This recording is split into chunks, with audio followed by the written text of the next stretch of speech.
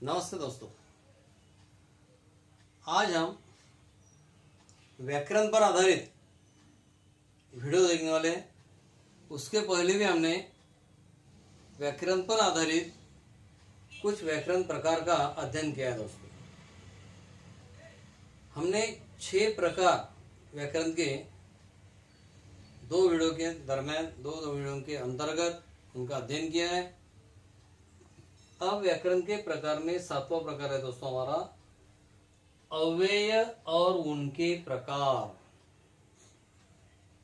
अव्यय और उनके प्रकार। तो दोस्तों, पहले हम परिभाषा जानते हैं कि अव्यय किसे कहते हैं। अव्यय का मतलब क्या है, अव्यय का अर्थ क्या है। तो दोस्तों, अव्यय उसे कहते हैं कि जिन शब्दों पर लिंग वचन काल का प्रभाव नहीं पड़ता, जिन शब्दों पर लिंग वचन काल का प्रभाव नहीं पड़ता, अर्थात जिन शब्दों में कभी कोई परिवर्तन नहीं होता, बदलाव नहीं होता, चेंजिंग नहीं होती, उन्हें अव्यय कहा जाता है अथवा अव्यय कहते हैं।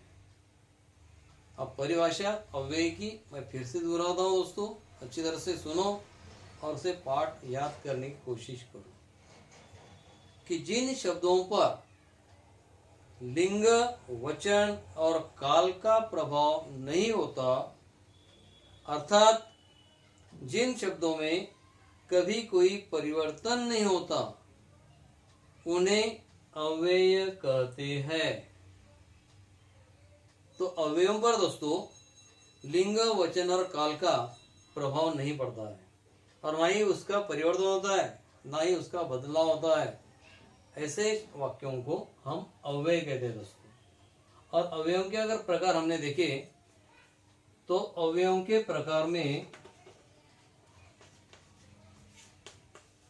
हमें 4 प्रकार दिखाई देते हैं दोस्तों। अव्यय के प्रकार कितने हैं? कुल मिलाकर 4। तो उसमें पहला प्रकार है क्रिया विशेषण अव्यय।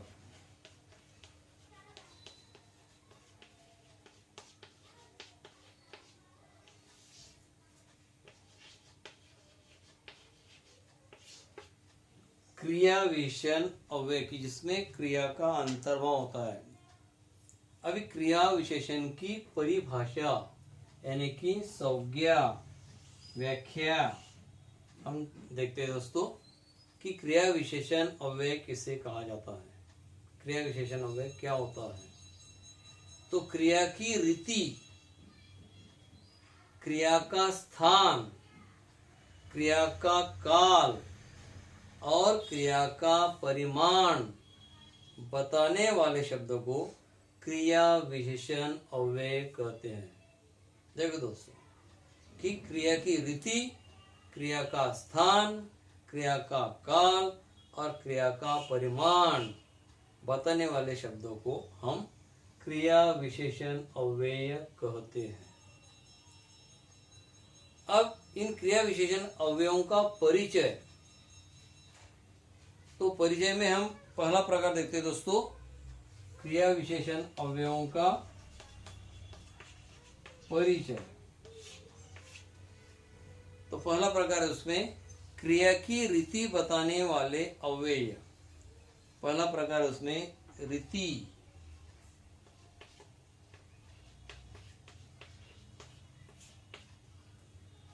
क्रिया की, तो इस प्रकार हम उसमें क्रिया विशेषण अवयवों के अंतर्गत हम 4 प्रकार देखने वाले हैं दोस्तों।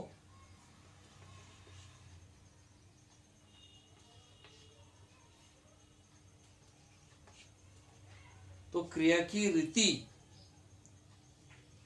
क्रिया का स्थान, परिभाषा में हमने देखा है क्रिया का स्थान, क्रिया का काल, क्रिया की रीति, स्थान, काल और क्रिया का परिमाण। परिमाण कह रहा हूं मैं दोस्तों, हाँ, परिणाम नहीं, परिमाण शब्द अच्छी तरह से देखो। अब पहला प्रकार है उसके अंदर क्रिया की रीति, क्रिया विशेषण अव्यय में क्रिया की रीति कि उसके अंतर्गत क्या समाविष्ट है, कि जिसे हम क्रिया की रीति कर सकते हैं, पहचान सकते हैं, उसका परिचय कर सकते हैं। तो उसके अंदर क्रिया की रीति के अंतर्गत परिचय करने दरम्यान हमें दिखाई देता है दोस्तों कि तेज, ये शब्द आते हैं उसके अंदर, जैसे तेज, कि वह लड़का तेज भाग रहा है, हम तेज दौड़ रहे हैं, रफ्तार है, गति है, क्रिया है तेज चलने की। जैसे धीरे धीरे, हम धीरे धीरे चल रहे हैं, ये भी क्रिया है, क्रिया चलने की है, तेज है, धीरे धीरे है। अचानक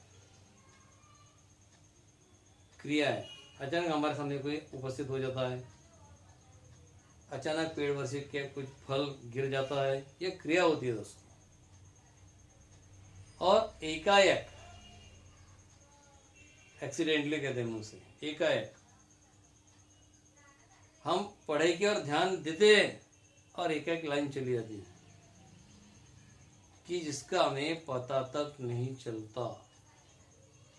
ये सारी क्रिया है कि जो क्रिया हमें रीति सिखाती है दोस्तों, जैसे तेज, धीरे धीरे, अचानक, एकाएक आदि। अब क्रियाओं का दूसरा परिचय में स्थान देते हैं हम स्थान,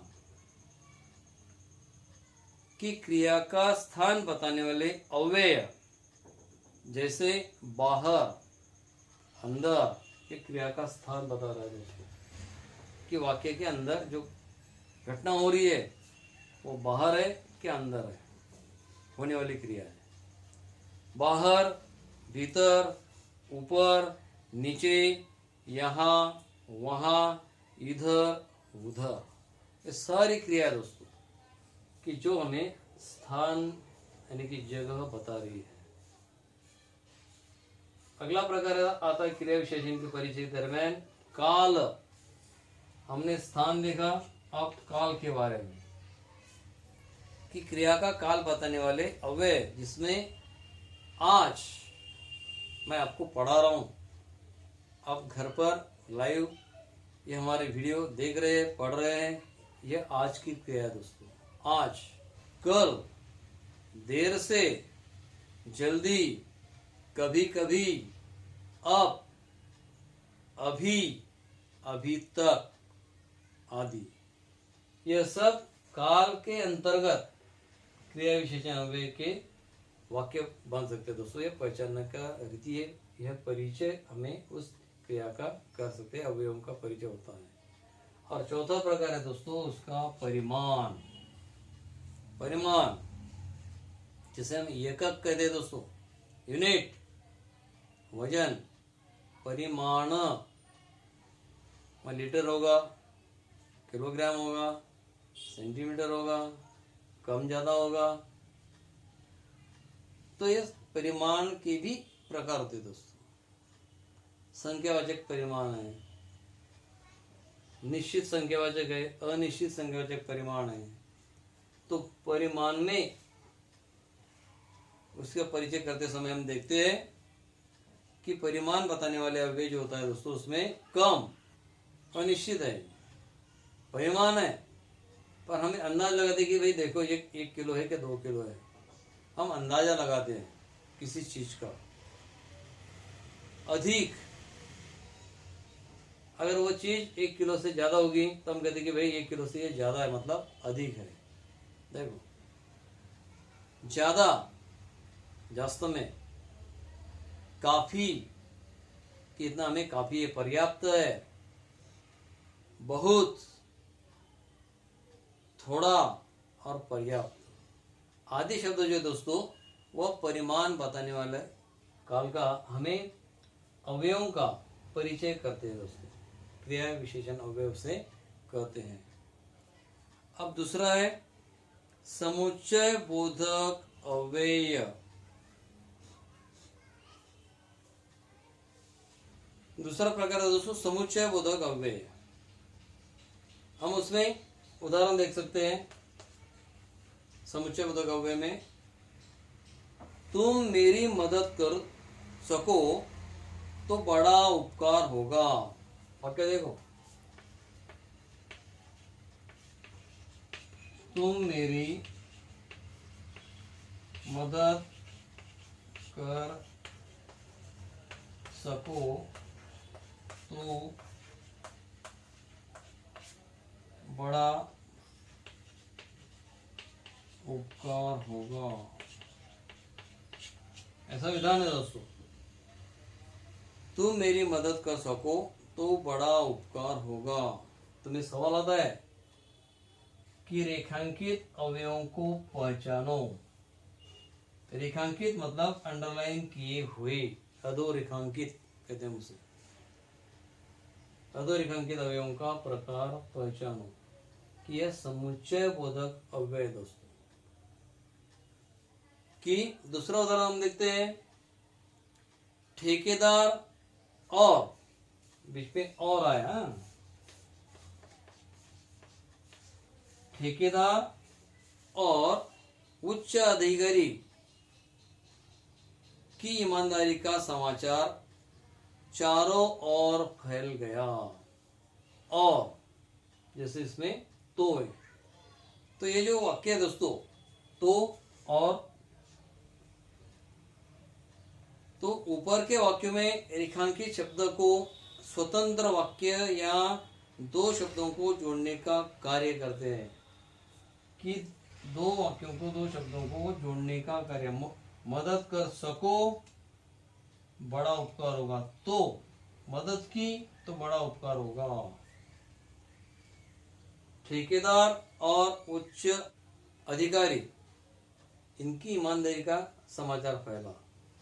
ठेकेदार और उच्च अधिकारी दो वाक्यों को जोड़ता है, सूचित करता है। वह शब्द जो होता है वह समुच्चय बोधक अव्यय कहलाता है दोस्तों।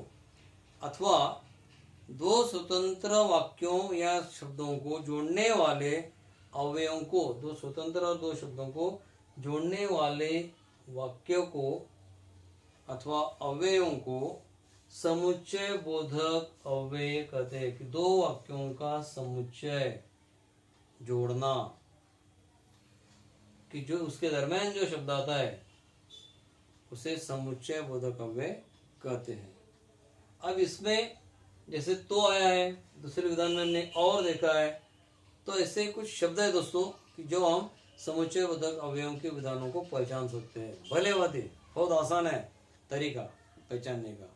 जैसे किंतु, लेकिन, बल्कि, फिर भी, क्योंकि, इसलिए, या, नहीं तो, तूने अगर दिया, नहीं तो मैं बाहर जाने वाला नहीं।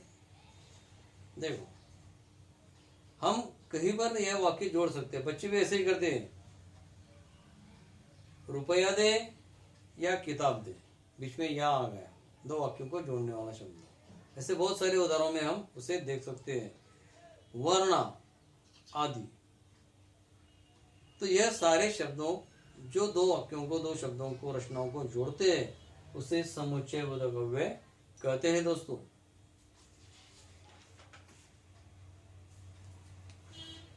अब हम तीसरा प्रकार अवयवों के बारे में देखने वाले हैं।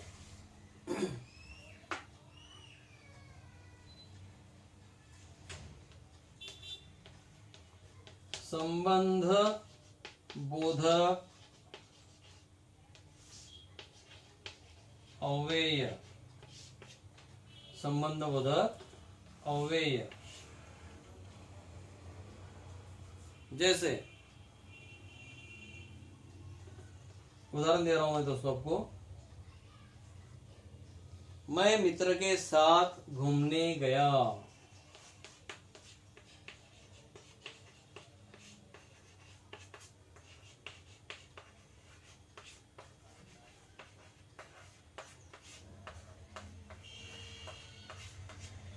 मैं मित्र के साथ घूमने गया।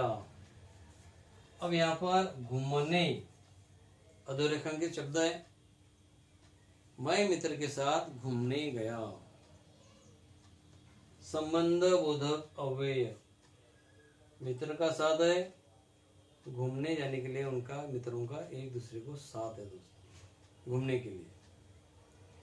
दूसरा उदाहरण दे रहा हूं मैं आपको। गौरा के कान कमल की पंखुड़ियों की भांति थे। गौरा गाय का बछड़े का नाम है दोस्तों।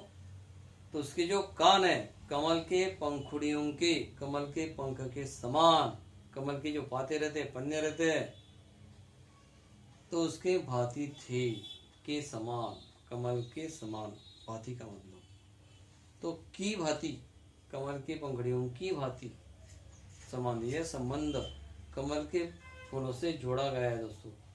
तो इस प्रकार ऊपर के वाक्यों में साथ, ये जो शब्द है, और दूसरा है मित्र के संबंध जोड़ता है, साथ और मित्र घूमने के लिए,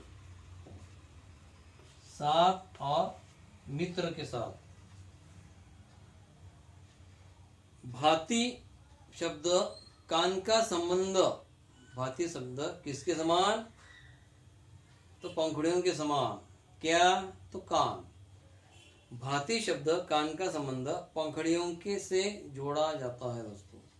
तो इस प्रकार रेखांकित शब्द पर संज्ञा या सर्वनाम का संबंध दूसरी संज्ञा या सर्वनाम से जोड़ते हैं, उसे संबंध बोधक अव्यय कहते हैं। एक दूसरे का संबंध जोड़ा जाता है दोस्तों, उसे संबंध बोधक अव्यय कहते हैं। कि एक संज्ञा सर्वनाम का दूसरी संज्ञा या सर्वनाम से जोड़ना संबंध बोधक अव्यय, उसे कहा जाता है।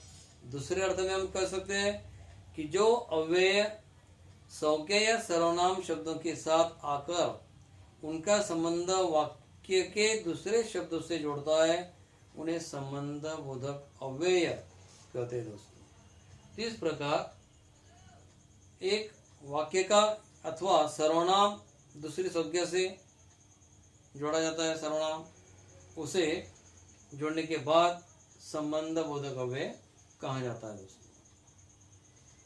तो यह पहचानने के तरीके में कुछ शब्द है दोस्तों संबंध बोधक अव्यय के अंदर। तरफ और बाद, आगे, पीछे, बीच, पहले, बाहर, भीतर, ऊपर, नीचे आदि। अगला प्रकार है दोस्तों विस्मयादि बोधक अव्यय, कि जो चौथा प्रकार है अव्यय का।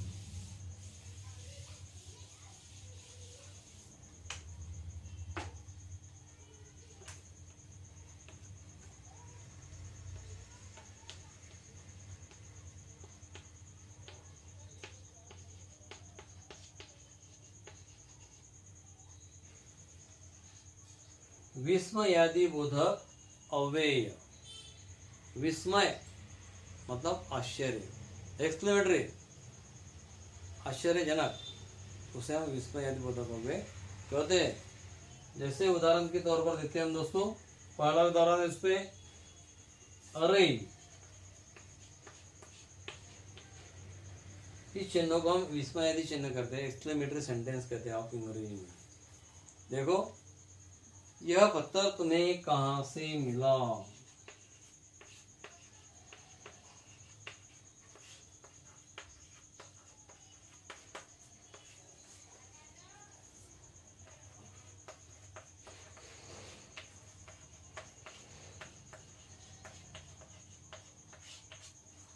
ये विधान है दोस्तों, अरे यह पत्थर तुम्हें कहां से मिला। प्रश्नार्थक वाक्य ये। दूसरा विधान है,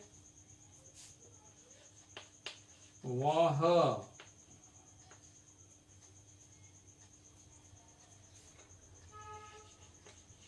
क्या शानदार इमारत है। वह क्या शानदार इमारत है। इसके दरमियान अरे और वाह, ये शब्द है दोस्तों। ऊपर दिए गए वाक्यों में अरे और वाह शब्द विस्मयादि बोधक अव्यय दोस्तों। कौन से अव्यय हो? विस्मयादि बोधक अव्यय, कि जो हमें आश्चर्य के अचानक ताजमहल देखते, वाह क्या कलाकृति है, क्या ताजमहल है। समंदर का सीन देखते हैं दोस्तों, वाह क्या सीन है। हम अनायास अपने मुख से आश्चर्यजनक शब्द अपने आप बाहर निकल जाते हैं, उसे विस्मयादि बोधक अव्यय कहते हैं दोस्तों। इनमें विस्मय यानी कि आश्चर्य, एक्सक्लेमेटरी, और प्रशंसा के भाव व्यक्त होते हैं। आश्चर्य तो होता है और उसमें प्रशंसा भी की जाती है, उसकी तारीफ भी की जाती है, उसकी सराहना भी की जाती है, उसकी तुलना, उसका कौतुक किया जाता है दोस्तों, उसका गौरव, अभिमान से कहते हैं हम दोस्तों कि वाह क्या सीन है, क्या ताजमहल है, या अन्य नज़ारा है, देखो। तो उसकी विस्मयादि बोधक की अव्यय का हम परिभाषा देते हैं दोस्तों कि जिसे विस्मयादि बोधक अव्यय कहते हैं। तो उसकी परिभाषा है, सुनो अच्छी तरह से। विस्मय, जिसके अंदर विस्मय, प्रशंसा, घृणा, प्रेम, शोक, चेतावनी आदि भावों को प्रकट करने वाले अवयवों को विस्मयादि बोधक अव्यय कहते हैं। देखो दोस्तों कि विस्मयादि बोधक अव्यय स्पष्ट होने के लिए, पहचानने के लिए कौन से शब्द अपने मुख से प्रकट होते दोस्तों, निकल जाते हैं अनायास, एकाएक। तो उसमें वह शब्द फिर से आपको बता रहा हूं कि विस्मय, वाह, अरे, अनायास, सांप देखा हमने, क्या अरे क्या कितना बड़ा सांप है, अनायास शब्द निकलता है, जिसमें हम डर निर्माण हो जाता है दोस्तों, भाव प्रकट होता है डर का। विस्मय, प्रशंसा, घृणा, प्रेम, शोक, चेतावनी आदि भावों को प्रकट करने वाले शब्द अव्ययों को विस्मयादि बोधक अव्यय कहते हैं। तो इस प्रकार विस्मयादि बोधक अव्यय के कुछ उदाहरण मैं आपको समझा रहा हूँ, बता रहा हूँ। तो जिसमें हाय, हम दोस्तों को एक दूसरे को हाय कहते हैं दोस्तों। एक मित्र दूसरे मित्र को व्हाट्सएप नंबर लेने के लिए भी हाय शब्द का ही प्रयोग करते हैं, हेलो शब्द का प्रयोग करते हैं, और उसकी पहचान हो जाती है, नामों की पहचान, नंबर की पहचान। उसे जानने के लिए हम कोई तोरी शब्दों का इस्तेमाल करते हैं, जैसे हाय, हे राम, ओह, राम राम, धत, शाबाश, बाप रे आदि जो शब्द है दोस्तों, यह शब्द हमें विस्मय में, आश्चर्य में गिराने वाले शब्द है, उसमें आश्चर्य में पार देने वाले शब्द है, इसलिए उसे विस्मयादि बोधक अव्यय कहा जाता है। तो दोस्तों आज के वीडियो के अंतर्गत हमने अव्यय और उनके प्रकार के बारे में उसका अध्ययन किया है।